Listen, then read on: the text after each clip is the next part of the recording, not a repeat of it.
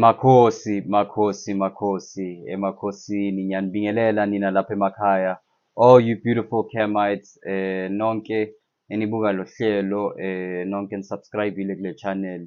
I appreciate you guys for your support. I appreciate you guys for ukuthi nibuye kimi in my personal messages and go ahead and ask me different questions. Nami ngiyakhula ngolwazi. Igedla lamashkrishkri leli, inyanga yamakhosi, and I welcome you guys to another episode of Kemi TV. By way to a disclaimer, this episode was probably not going to come out had it not been for this particular comment. You who sent through this comment, Siakbonga, we took a decision.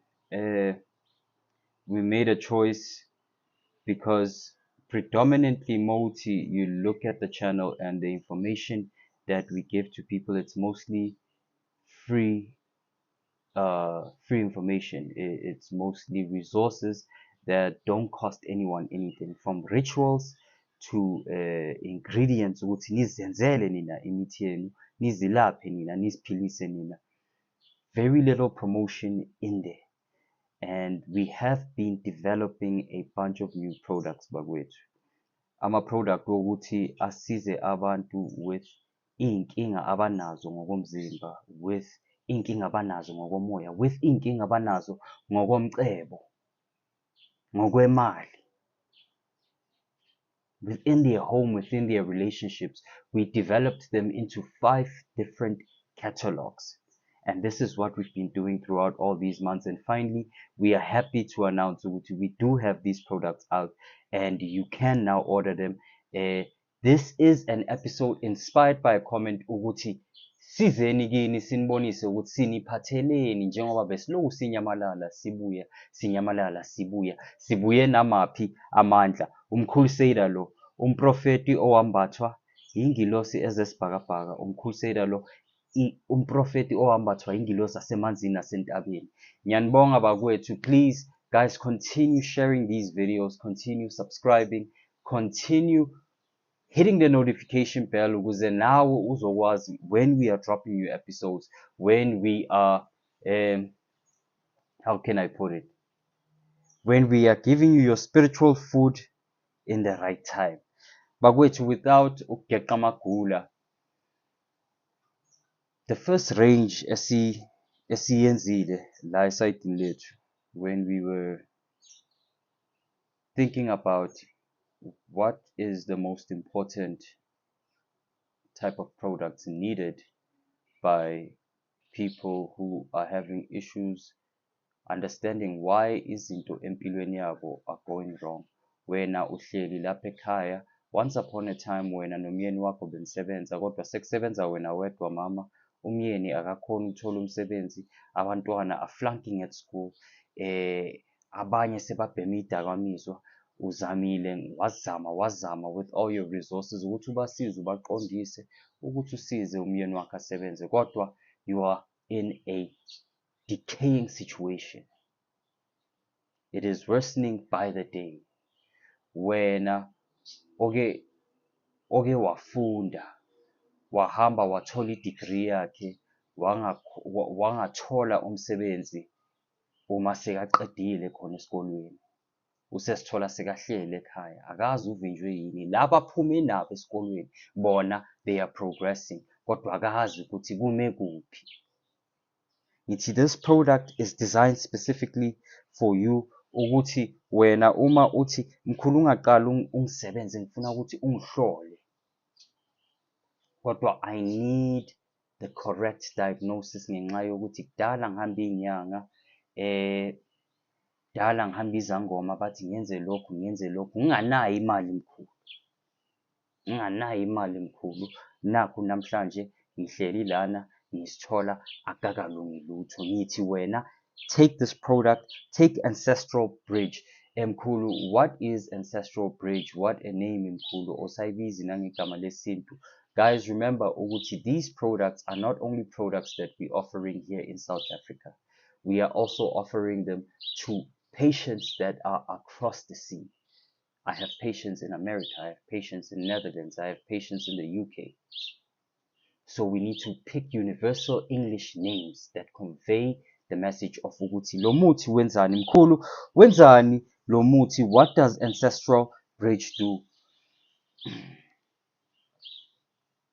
If you have ngayibeka kanjani, if you have been in the game of ukuhlola for a long time, khona abanye benu that have been in the game of ukuhlola for a long time.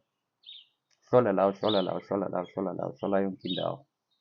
Usasazi nesitolo ukuthi isiphi, ukuthi ugogo isithunywa, umkhulu isithunywa, or iqoqo isithunywa, owazi ukuthi izinto zime kanjani, but uyezwa ukuthi uhamba nomoya.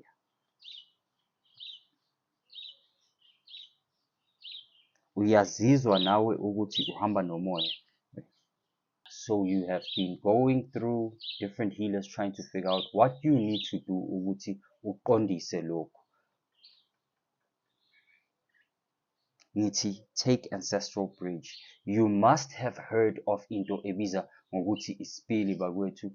Maningasazi isipili umuthi thizeni noma isipili impande ehlanganiswe nezinye impande thizeni to induce a trance state la okhona uxhumana nabantu bakini kwaso ngosi, ukhulume nabo, guided by a healer or in a safe place. You are obviously given the instructions of ukuthi usebenza kanjani. Ancestral Bridge umuthi othakwe ngaloyo muthi in a specific way ukuthi abantu bangasadingi ukuthi baze kumelaphi ukuthi bona bazobona idlozi labo, bakhulume nedlozi labo face to face through a mirror reading, through ukubhulwa ngesipili. So Ancestral Bridge is for those people that want direct answers, that no longer want to bounce from A to B. Uloku ufunana ney'mpendulo zokuthi bantu abadala nifunani ukuthi impilo yami iqonde, ukuthi impilo yami icace. Lo muthi lo mangikunika wona ungilalele mkhulu. Lo muthi mangikunika wona uyashiswa lo muthi. Uqala ngokuthi uwushise, ufake elahleni. It comes in as dry herbs. Uyawuthatha, ufaka phezu kwelahle. Uma ufaka phezu kwelahle uyashunqisela. Ubese omunye uzowubilisa. The measurement that I give you, you're going to boil it and make it into a tea and drink it. And within half an hour to an hour, uzohamba uyongena-ke ekamereni. Either blindfold yourself or uvala ama-curtains, but the place must be dark where you are. And then that's when you're going to go into a space. Lokhu kuzokwenzeka wena uzobuya kimi uthi mkhulu ngizwe iy'mpendulo zithi ngihlangane nomuntu othi ngicela ukuthi ungicacisele. This comes with you buying lo muthi lo ukuthi you can reach out to me ukuthi ngikucacisele konke lokho okubonile. But Ancestral Bridge is for those that want to have one reading that is going to change their life. Abazoba nokucaca okuqondile ukuthi yikuphi abadinga ukuthi bakwenze ukuthi umsamo ukhanye, yikuphi that's affecting their life, badlisiwe na, uvalwe idlozi, unesikhwama, unesipho. Take Ancestral Bridge. I implore you mkhulu, take Ancestral Bridge ukuze ikusasa lakho lizocaca uma kunenkinga yedlozi. Of course abanye benu it could just be inkinga of ukuthi ufundanga enough. Kumele uthathe umuthi wenhlanhla, which there are products that we have designed which will deal with that. Mkhulu, ngikhanyisa ngemalini, kuba imalini uma ngithathe i-Ancestral Bridge? Unfortunately, kumele ngiwasho ama-price because uma ngingawasho yongena imibuzo ilandelana ibuza ukuthi mkhulu, how much is the price? You'll see on the website ukuthi the price is in dollars and then it's in the rand equivalent of those dollars.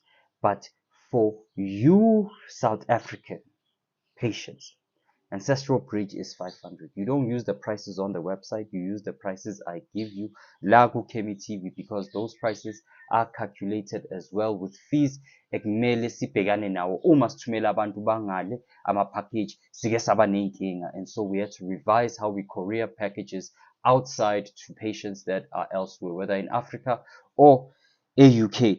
But to you South Africans, 5 rand ngoba ngithanda ngothando kamVeli.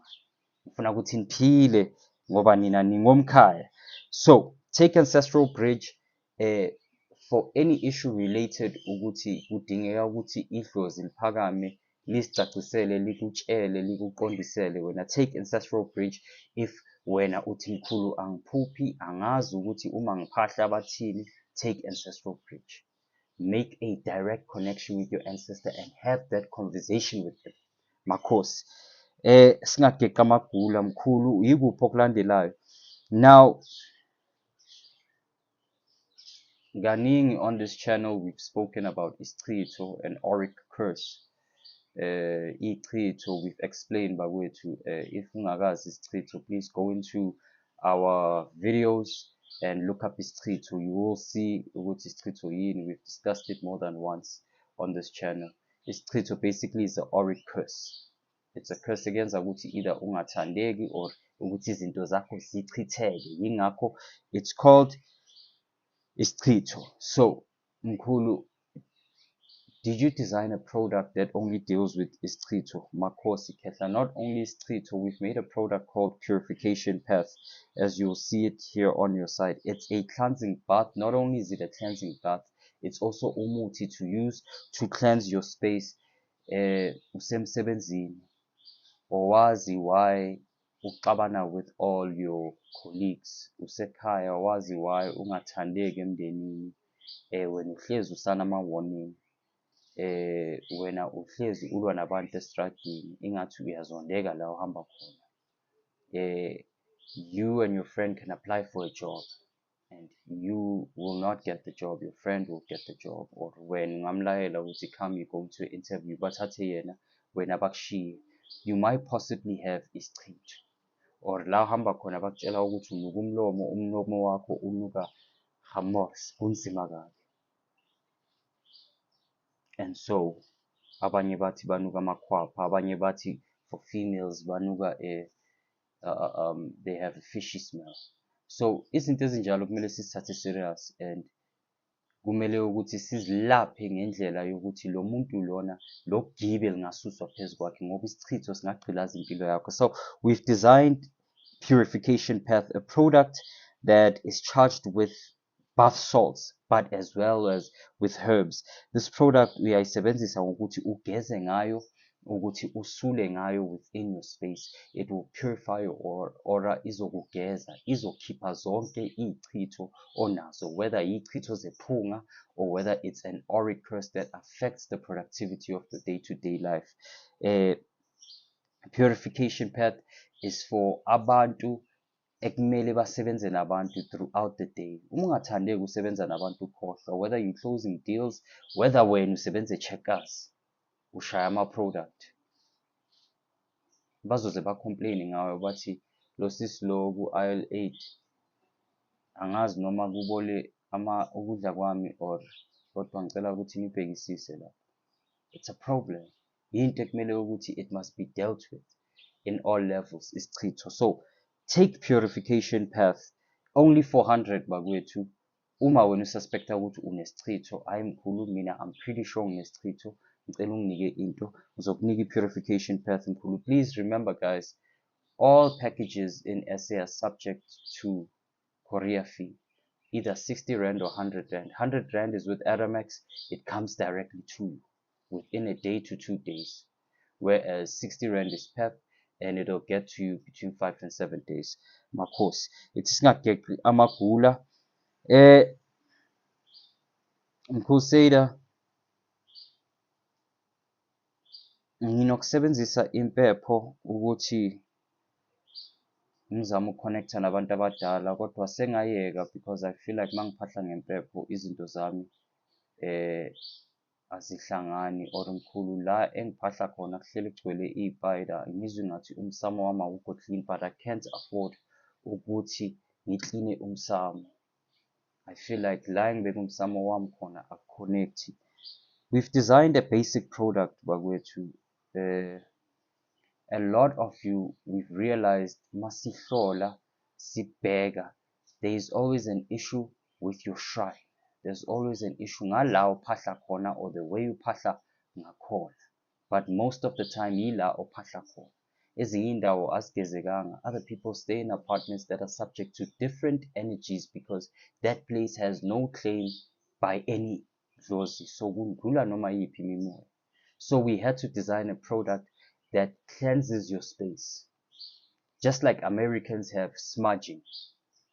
Smudging, if niyazi abantu abasebenzisa isage, they'll light up a sage incense stick and then they'll smudge.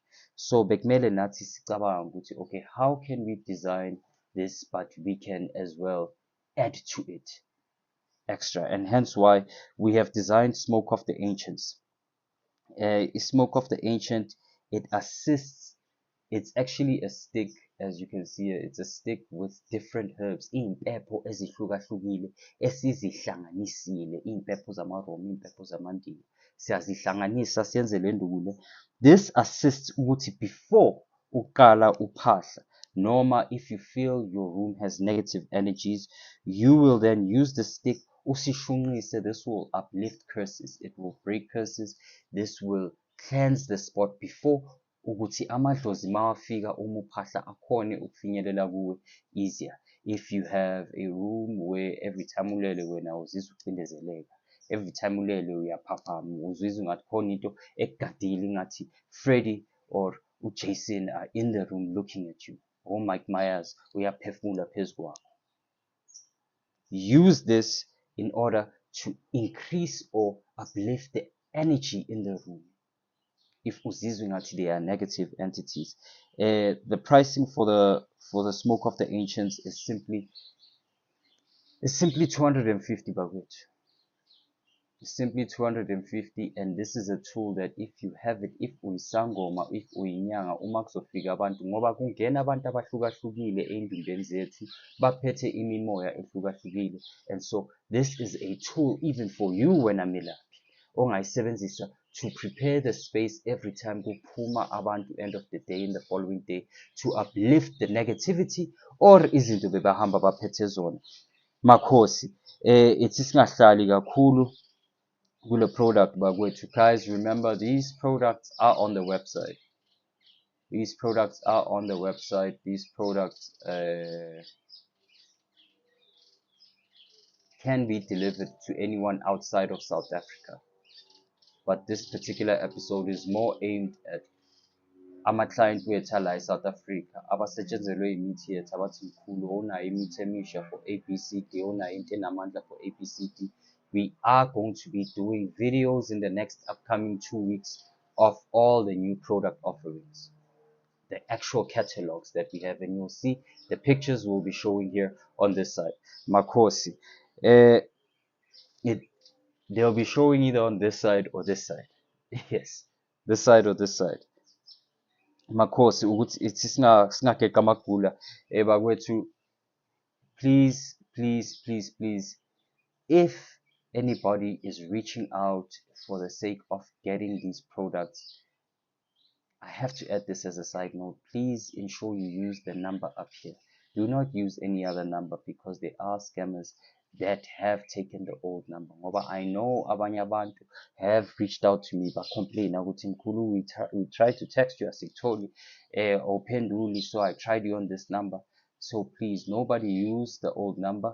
This is the new number when placing orders, to avoid getting scammed, to avoid losing your money to a scammer. So mkhulu, yini okunye osiphathele kona? Then we have Soul Renewal. Mkhulu, what is Soul Renewal? This is for you who says ukuthi mkhulu, I need a breakthrough. Kodwa angifuni mina ukusebenzisa into esindayo, noma angifuni ukusebenzisa into eyubungozi. Angifuni ukuthi ngiyenze ngenkani, kodwa ngifuna into ezongilekelela. You who have spiritual barriers that you need to break.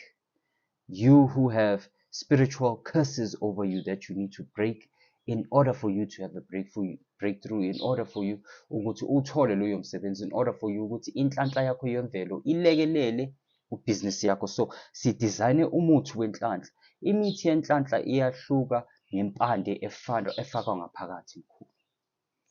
There's umuthi wenhlanhla olekelela ngokuthi uthole umsebenzi, kunomuthi wenhlanhla olekelela ngokuthi ibhizinisi lakho liphakame, kunomuthi wenhlanhla olekelela ngokuthi abantu bakunike imali, kunomuthi wenhlanhla olekelela ngezinto ey'hlukahlukile. And so kuzoba nemithi yenhlanhla specifically for izinto ezihlukahlukile so that they target that specific issue and deal with it altogether. So for you who wants a breakthrough, othi mkhulu ngidinga inhlanhla, I'm applying for work, mkhulu nginebhizinisi ngidinga into yokucela ukuthi ibhizinisi liphakame kodwa into engasindi, ngithi take soul renewal. It's a good entry level product in this case uma wena uthi ufuna ukuthi izinto zakho zivuleke kodwa you do not have the budget needed ukuthi usebenzise izinto ezijulile noma awufuni ukusebenzisa izinto ezijulile ngoba wena you are tender, awuthandi ukujula kakhulu. So we say take soul renewal. It is an energy rebirth bath. Mkhulu, what do you mean energy rebirth bath? Uma izinto zakho zivimbekile and it's due to an auric issue, ukuthi your aura needs to be increased because the market that you are in is very saturated. La ozama ungena khona, whether by business, whether by umsebenzi, is too saturated. You must stand out. So this enhances your aura, it enhances you in your business, it draws more customers. Wena uma uya for interview, uyaqama udlula laba oboze nabo to the interview.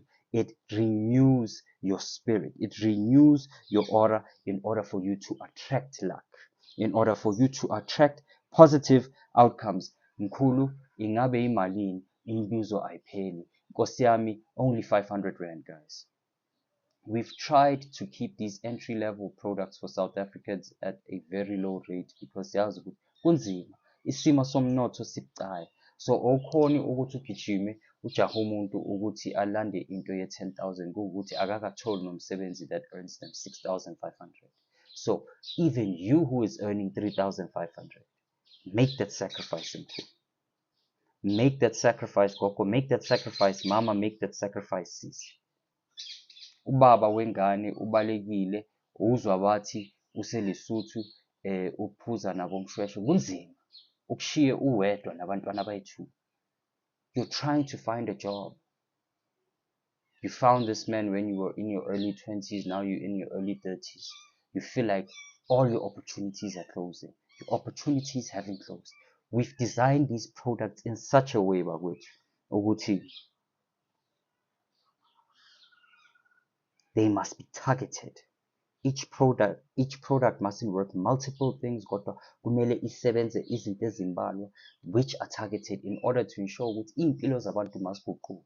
Bakwethu, it is 2026 basically. Abaningi bayangena baya kuDisemba, ngizoloku ngiphinda lento. Abaningi bayangena baya kuDisemba abana plan. Abaningi bayangena baya kuDisemba, they gonna spend their last. Abazi ukuthi next year kuzoba kwenzakalani. Bathi ngiyobona uma kufika uJanuary, ngiyobona ukuthi ngenza njani. Uma ngidla udaka, ngizodla udaka onoshukela. Cha. Begin making the sacrifice now. Ukuze uma kufika uDisemba, you already hit the ground running. Ukuthi nawe ungene kuJanuary, izinto zibonakala zikhanya. Don't make your New Year's resolution A1. Seyiphelile imali. The New Year's resolution uyibhala ngey'nyembezi zegazi ngoba uyezwa iyakhahlela leyo month that feels like 3 months in one. Make the sacrifice now. Open up your life. Nkosi yami, ithi singageqa amagula singahlali kakhulu lapho. Witch's Shield, bakwethu, lana sikhuluma nobani? Lana sikhuluma nomuntu othi kimi mkhulu, ngiyalala ebusuku, mangilele ebusuku ngivuka ngichamile in the middle of the night. I wake up with ejaculation mixed with urine. I'm having wet dreams. Mkhulu, ngiphupha ngileli nomuntu wesifazane. Abantu aba-understand the issue of a spiritual wife or spiritual husband, ukuthi ingazivala kanjani izinto zakho ngoba lento incela inhlanhla yakho, incela ingqubekelo phambili yakho. it feeds on your aura. It gives you an auric curse. Ikuvalela ama-relationship. Ukulalwa yisilwane, ukulalwa utikoloshi. Abantu bayacomplaina, bayazibuza ukuthi mkhulu sengihamba abantu, angazi sengibhukudiswe kayingakhi emfuleni. Sengize ngibuye elwandle mkhulu.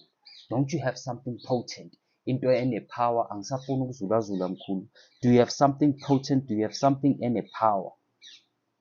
Ukuthi ikhiphe lento iyibusele emuva. Yes, we do. Hence why we have designed the oil Witch's Shield.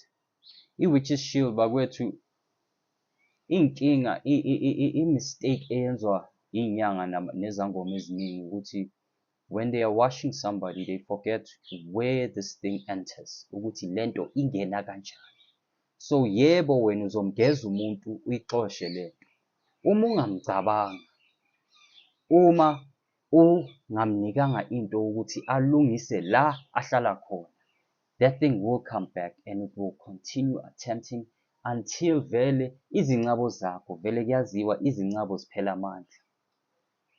Ukuqiniswa doesn't last forever. Izobuya ibuyele umuntu akutshele ukuthi no, it stopped for 4 months and then amaphupho ngaqhubeka ngilalwa ure.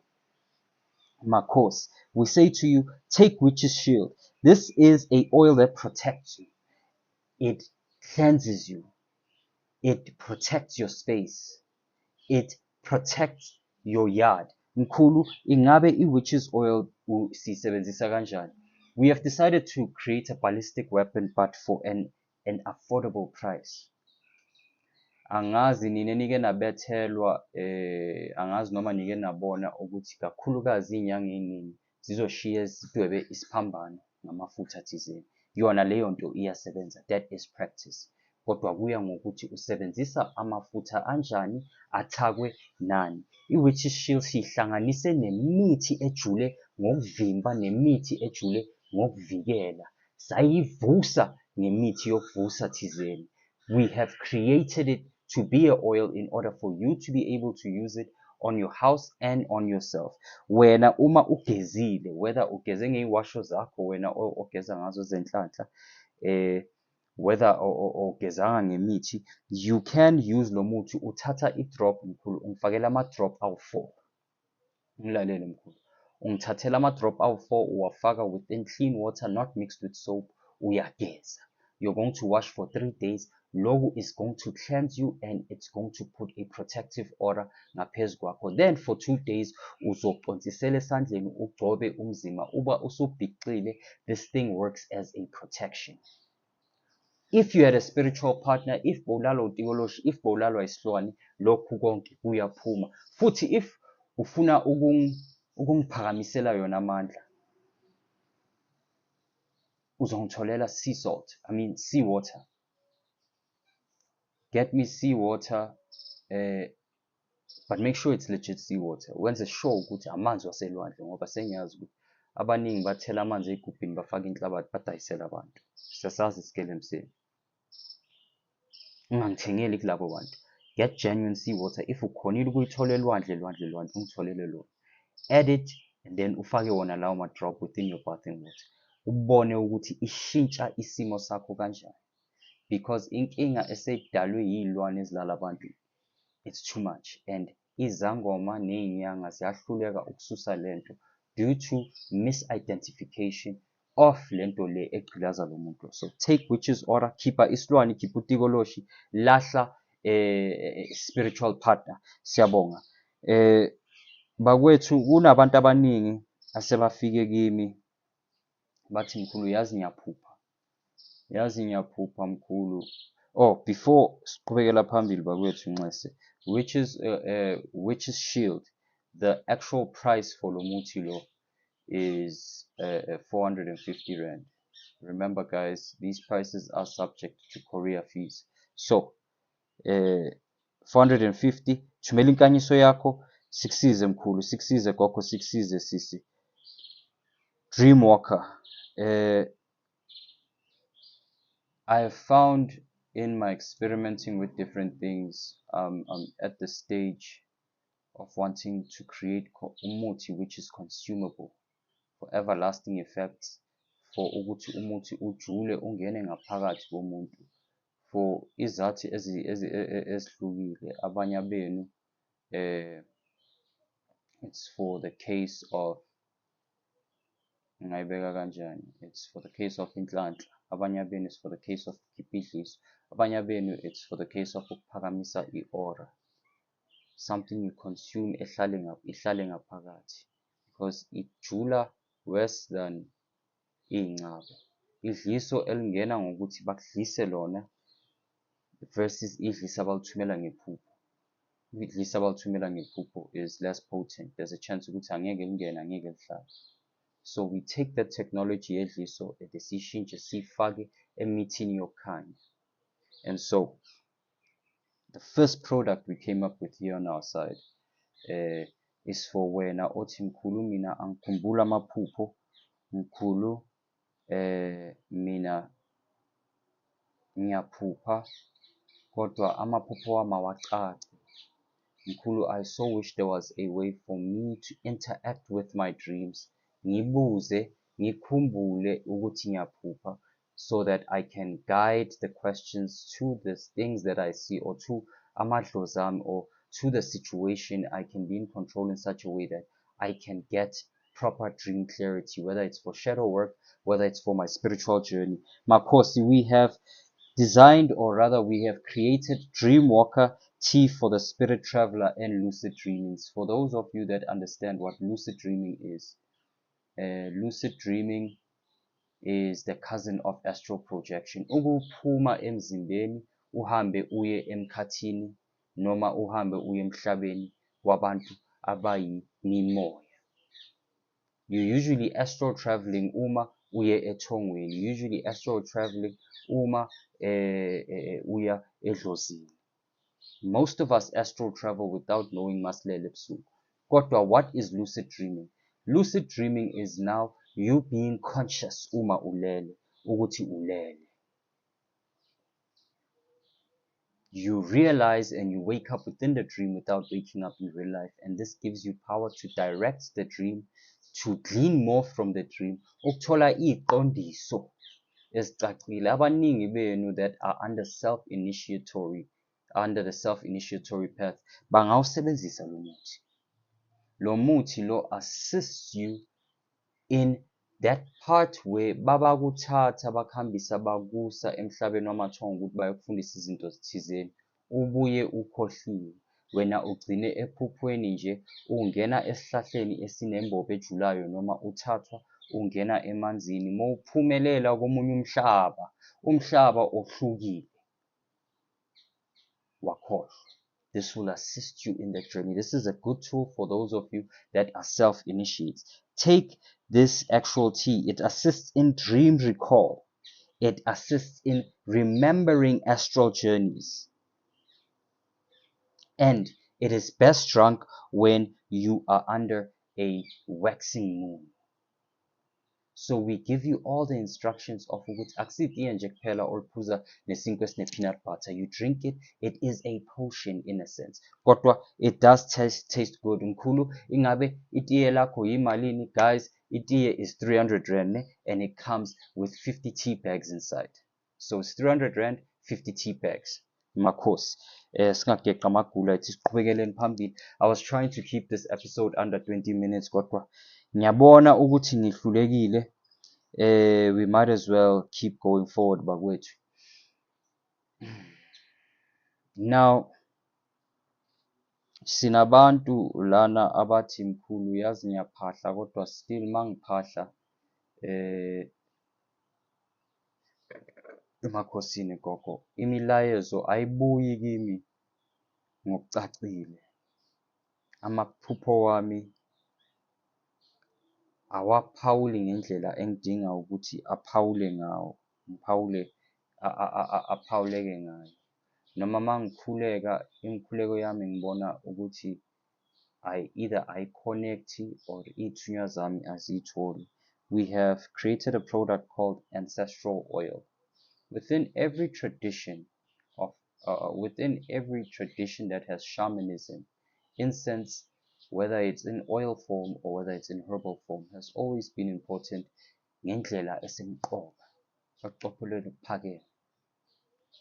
It assists in connecting, it assists in drawing spirits to you. For whatever reason you might have emsamo ukuthi ungakhoni ukconnecta nabantu bakini ngendlela, sithi take ancestor oil only for 200 rand cash. Take ancestral oil, it'll come in a 10 millimeter, in a 15 milliliter oil vial. You use these drops, ulighta charcoal, uma uphahla, uma ukhuleka, and you just pour one drop in there, ukhulume mkhulu. Ubone nawo ukuthi impendulo eziphuma kumathongo wakho, emadlozini wakho, ey'thunywini zakho, ayibuyi ngokushesha.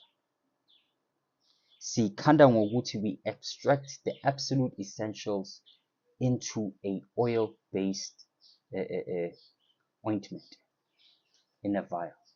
We extract all the essentials, kule mithi le siyidraine, and the leyo oil becomes your tool in connecting with your people. You pour a few drops, ugcobe izandla, ugcobe ubuso, ugcobe nesifuba, ugcobe ney'nyawo before ulala, ungitshele ukuthi amaphupho na, are they not vivid?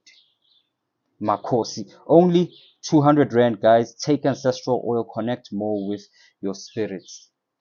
Uyeke ukuthi lento yedlozi ayikho, dala ngikhuluma namadlozi, awabuyi kimi, bla bla bla bla, izinto nje ezingapheli.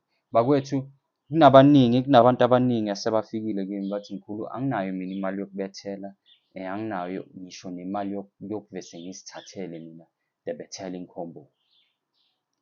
On Kemi TV, we've spoken multiple times ngendaba ye-spiritual security.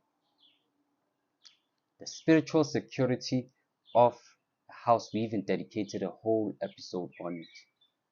Ukuthi owazi ukuthi ubani oyisitha, wazi ukuthi ubani owumngani. Generally izitha zakho, abantu obaziyo izitha zakho, abantu osondelene nabo ngendlela ejulile. Yibo kanye laba that have access to your yard, abakhona ukukushaya, abakhona ukuthumela izinto, abakhona ukuthatha izinto. Mkhulu, gogo, sisi, mama, baba, mfana. If you have an issue yokuthi okhona ukubethela kwamanje, we implore you carefully. Everybody is using something. Abantu bayathwebula, abantu bathwebula amadlozi, abantu bathwebula ingane zabantu, abantu bathwala. Kuningi bakwethu. Kuningi. Protect yourself spiritually. Don't leave yourselves at a whim and say mina ngihamba ngenkosi sikelela.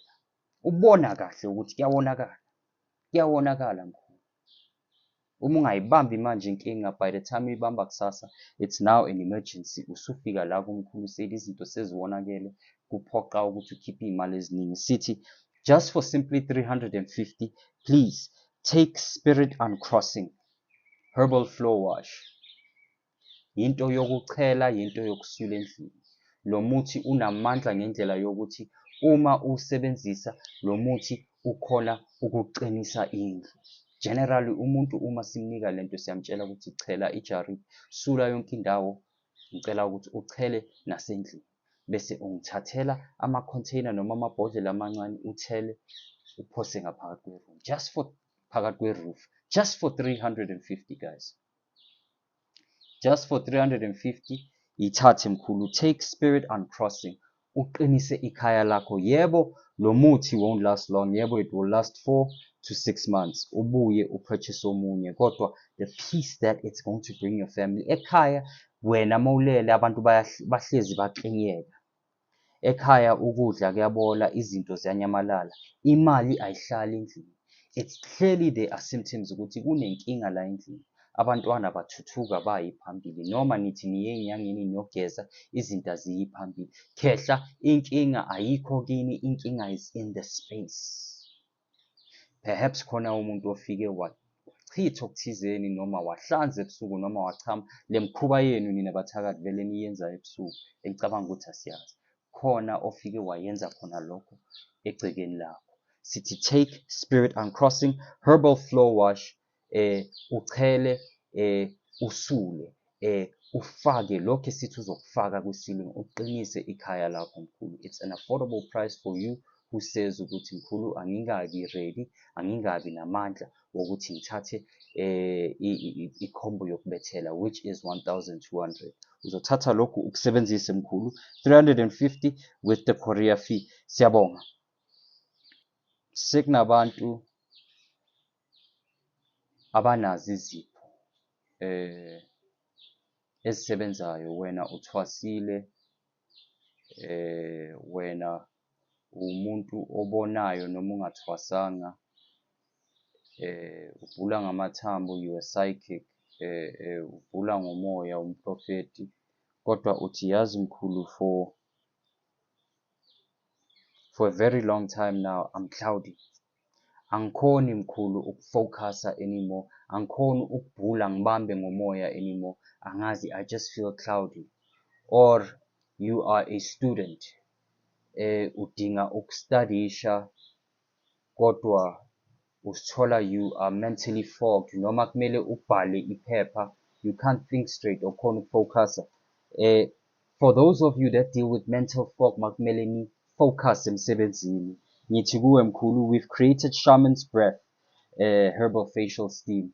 Lo muthi assists in mental cloudiness. Abantu aba-understand ukuthi what creates mental cloudiness. Umuthi uma bakudlisa ukuthi bakuvale umqondo, wena ohlala uziphupha udla, uzibuza ukuthi ngabe am I craving food now? Cha, you're not craving anything gogo, uyadliswa ngephupho. Yingakho you are experiencing ukuthi isipho sakho, ukubona kwakho, iso lakho lesithathu liyavaleka, awusaboni ngokucaca. Wena mawubhala ama-exam, awukhoni ukufocusa, uyafeyila esikolweni. Wena uma usemsebenzini awufocus, ugcine wenza izinto ezi-wrong, yingakho une-final written warning. Ngithi this is brain fog created either through ukuthumela umuntu isilwane, or either through ukundlisa ngephupho or other circumstances. But if you take shaman's breath, makhosi, the facial herbal steam, it's for vision activation, it's for brain activation. Uyayithatha lento lena uyaqhuma ngayo.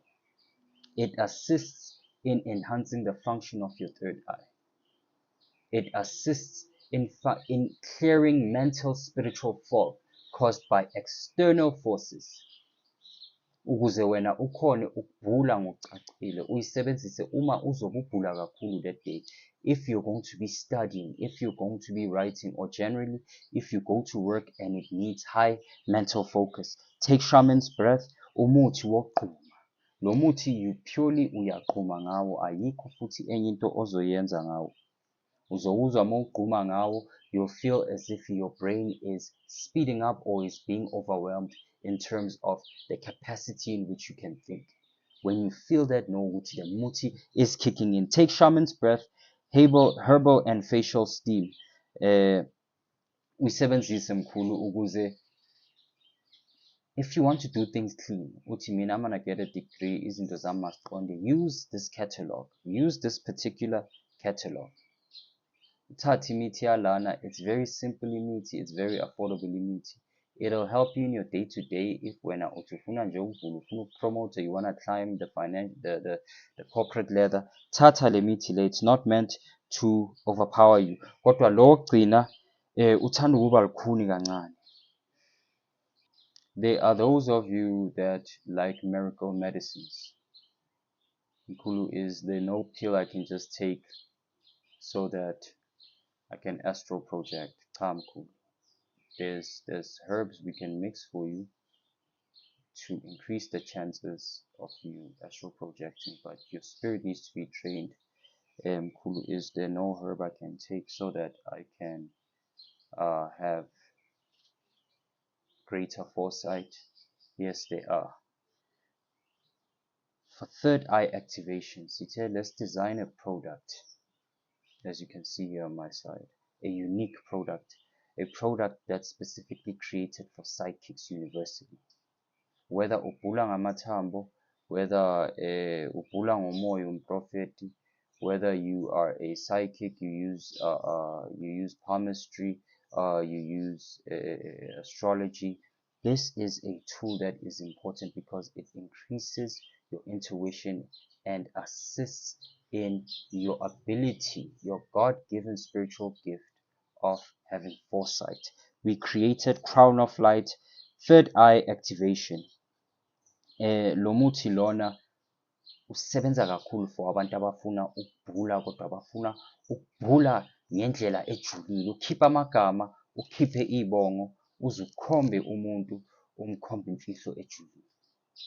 For you who doesn't want ukuthatha izizwe or amakhamandela or ukuthatha amajaji, izinto ezijulile or ukubhula ngey'pokwe, kodwa you still want those extra results. You still want ukuthi abantu mabaphuma baphume with the satisfaction ukuthi yabona this reading was worth something. Tata the crown of light. This is something ozigqoba yona for 3 days emzimbeni. It is a ritual powder to enhance your psychic clarity, your spiritual downloads, to enhance your frequency and your aura of light. Idonse izinyanya zakho, idonse amadlozi wakho, idonse amathongo wakho osebenza nawo mayelana ikhwama. Ukuthi wena intuitively you must know ukuthi kumele ngihlanganise lokhu nalokhu nalokhu ukuze mina ngimlaphe lo muntu. Imithi engayithatha, it enhances your gift, enhances your intuitive and your psychic ability. Take the crown of light. If ungafuni ukuyithwalela lento, ngiyazi ukuthi sebabaningi abathwalela ukuba amagedla, abathwalela ukuba inyanga, abathwalela ukuba izangoma, abathwalela yonke le nyakanyaka. But wena, if you have the natural gift, take the crown of light. Enhance your day-to-day working uma uyisebenzisa endumbeni. Ukubhula, ukuhlanganisa imithi, ukubona, etc. Umcrusader lo, igedla lama-shkrishkri. Guys, we're going to have a segment of these products. I'm going to start making playlists for certain groups of videos, and you'll be able to access the videos about the product offerings in their different catalogs within that playlist. Remember, the first catalog is herbal remedies and spiritual blends. We are gonna be having on imithi yabafazi, imithi yamadoda, and other surprises.